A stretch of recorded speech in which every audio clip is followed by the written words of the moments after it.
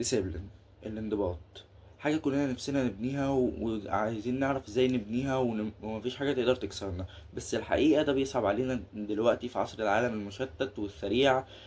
ففي الفيديو ده انا هقولك ازاي تبني فعلا الانضباط بجد. يلا بينا. اهلا بيك في كافي دوز، المكان اللي هتشوف فيه القهوة والتحفيز والوعي. من اهم الحاجات اللي بتساعد على الانضباط وهي العادات.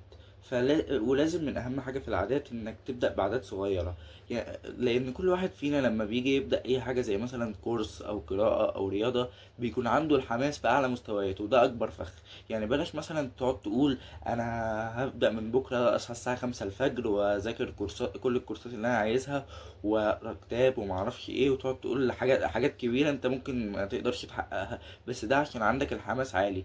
فحاول تقول حاجات انت هتقدر تحققها، لان عقلك لو سمع الحاجات الكبيره دي هيقول دي حاجات كبيره عليها مش هقدر اعملها، ومش هيخليك تبدا. وبكره ده مش هيجي، يعني بكره اللي انت عمال تقول عليه ده عمره ما هيجي، لان انت بتقول حاجات كبيره عقلك مش قادر يقولها، مش هقدر اعملها.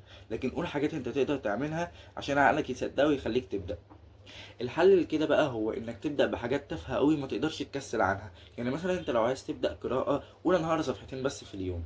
هقرا بكره مثلا، هقعد اقرا صفحتين بس واقوم، يعني صفحتين وهقوم. عقلك لما يسمع كده هيقعدك ويخليك تقرا صفحتين، يعني صفحتين. دي حاجه تافهه قوي مش هتقدر تكسل عنها. ومثلا عايز تبدا رياضه، قول انا هعمل 10 ضغط واقوم، بس مش هعمل اكتر من كده. برضه هتعملها، مش هتحس انها تافهه وهتروح اعملها. فانت لما تعمل الحاجه تبقى الحاجه سهله وتافهه، لما تعملها وتبدا تتعود عليها وتثبتها، تقدر بقى بعد كده لما تثبتها ومخك وجسمك يتعودوا عليها تقدر تكبرها مع الايام. معظمنا مفكر ان الانضباط لازم يكون فيه قوه اراده، لكن الحقيقه الافضل ان ما تعتمدش على قوه الاراده، هندس بيئتك احسن. لان قوه الاراده عامله زي بطاريه الموبايل، بتخلص مع اخر اليوم. فانت مثلا لو حاطط التليفون جنبك وقاعد بتذاكر كورس، التليفون جنبك انت بتعافر عشان ما تمسكوش، اكيد في الاخر انت كده بتستهلك طاقتك على الفاضي، مع انك ممكن تحطه بعيد عنك. لكن الحل لكده هو انك مثلا تخلي العادة الغلط صعبة والعادة الصح سهلة. يعني العادة مثلا، العادة الغلط زي التليفون جنبك وانت بتذاكر، ده تشتيت ليك، فانت ممكن تحطه في اوضة تانية وانت بتذاكر. والعادة الصح مثلا زي الرياضة او كده، تخلي مثلا مكان الرياضة قريب من المكان يعني انت اول ما تصحى، مكان الرياضة اللي انت بتعمل فيه الرياضة قريب منك. مثلا القراءة كتاب جنبك، هكذا. لازم تخلي العادة الصح سهلة والعادة الغلط صعبة عنك. الموبايل عايز تقلله شوية، ابعده عنك، وهكذا. لو فوتت يوم من عادة كويسة انت بتعملها مش مشكلة، بس اوعى تفوت يومين ورا بعض. لان انت مثلا ساعات بيحصل لنا ظروف مثلا انك ما تقدرش تعمل عادة زي القراءة او الرياضة. يحصل لك حاجه انت مثلا بره البيت او كده، فما تقدرش تعملهم. فدي مش مشكله، انت فوتت يوم.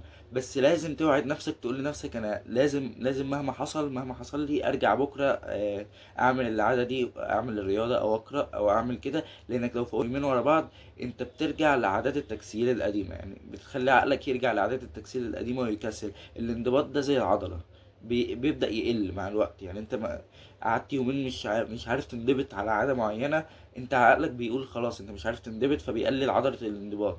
زي مثلا لو انت عندك عضلة مثلا، لما بتبدأ تعمل رياضة وتاكل اكل صحي بتلاقيها بتكبر. لكن لما كترت اكلك وبطلت تعمل رياضة هتلاقي نفسك العضلة نزلت.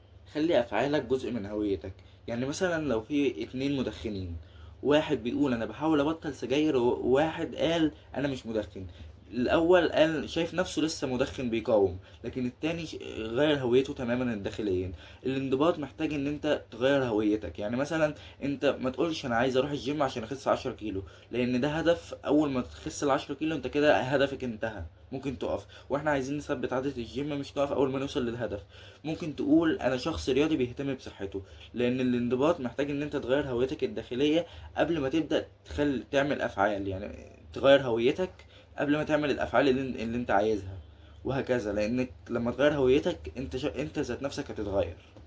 خليك متصالح مع الملل. السوشيال ميديا بوظت في دماغنا اماكن الدوبامين، وخلتنا عايزين دايما طول الوقت متعة سريعة. والانضباط في جوهره انك لازم تكون بتقدر تتحمل الملل. عشان كده انت حاول تخلي المتعة او المكافأة بعد التعب مش قبله. يعني بعد مثلا ما ينفعش مثلا تتفرج على التيك توك بعد كده تقعد تذاكر، لا، اقعد ذاكر بعد كده تتفرج على التيك توك، عشان عقلك يفهم انا لازم اخلص المهمة اللي ورايا بعد كده هاخد مكافأة. فيفهم ان انت عملت انجاز، عشان كده خدت المكافأة بتاعته. فده هيساعدك اكتر انك مثلا تلتزم وتتحمل الملل وتقدر تتصالح مع الملل اللي بيجيلك. الخلاصة، الانضباط عضلة بتكبر بالتدريج ومحتاجة استمرارية مش عافية أو حماس مؤقت. ندخل على فقرة المقولة، ومقولة النهاردة للملاكم مايك تايسون. Discipline is doing what you hate to do but nonetheless doing it like you love it. الانضباط هو انك تعمل الحاجة اللي انت بتكرهها وشايف نفسك بتكرهها كأنك بتحبها، كأنك انت ايه بتحبها وبتحب تعملها. فده اللي هيساعدك انك لما تبقى منضبط وقادر تعمل الحاجة اللي انت عايزها. بس كان معاكم يوسف من كابيتوز. متنساش خليك دايما صاحب عقلك، وكمان متنساش تعمل لايك وسبسكرايب عشان يجيلك كل الفيديوهات الجاية، والفيديو ده يوصل لكل الناس اللي عايزة تبني الانضباط. بس كده، سلام.